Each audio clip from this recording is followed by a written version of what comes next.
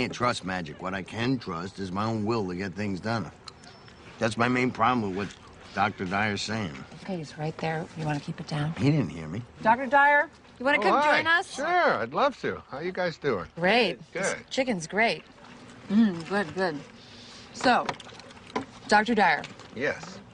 We were all just discussing your Right. first interview and all those things you said.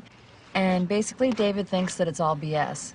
What? David? Yes, really? I don't think all of it is. I mean, I'm entitled to my own opinion, right? Absolutely. You are entitled to your opinion, and I respect it. And you know, David, you don't have to get this all at once. You know, just get a little bit at a time. That's all it takes. You know, you just start practicing it. Eventually, it becomes a way of life, and you start living from a different perspective. I'm not really a spiritual person. I'm too busy. Yeah, spirituality is kind of like a luxury. That is true. I find it hard to find time to meditate. Let me ask you this. Do you think that you're an inspired person? Do you live an inspired life? Do you feel inspired? I have no idea. Really? Well, let's take an example. Let's supposing I had an apple pie that we had just made. And out of this apple pie, we take one slice. We take the rest of the pie, put it over here, and I take this slice and I give it to someone. Let's say I gave it to you, Ron, and I say, Ron, what is this? That's an apple pie? How do you know that? How do you know it's an apple pie? Because it came from an apple pie.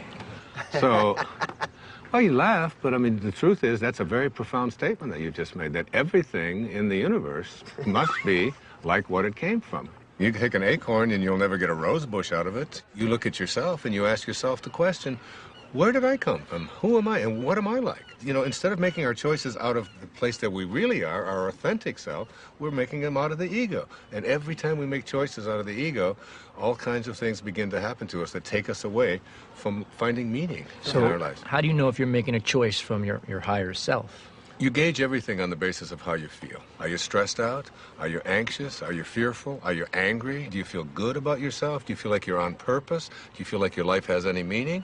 When you're operating out of the only part of yourself that is authentic, bliss is your response. But what about the upside of ambition? I mean, I'm a filmmaker, and if I didn't, doesn't ego serve me? I mean, if I was going with the flow, I'd never get a movie made. That's a conclusion that you come to because you think out of the ego. You know, the fact is that you might even be able to make much greater films if you came out of a higher place. Imagine yourself as being able to live and work and do everything that you do from this place that, well, it's called Dharma. What's Dharma? Dharma is a spiritual principle that implies there is a purpose to our lives. Like an otter has a dharma, a bird has a dharma. Everything has a purpose. And when you find yourself living from that purpose, you have found your dharma. Your dharma is something that you will be living by. And rather than constantly using the ego, you will begin to say, this is what I'm here for. It's like, I call it a calling. It's like an inner calling. How do you know what your dharma is? Like, what if you can't even find your dharma? Yeah, I can't even find a date, let alone my dharma.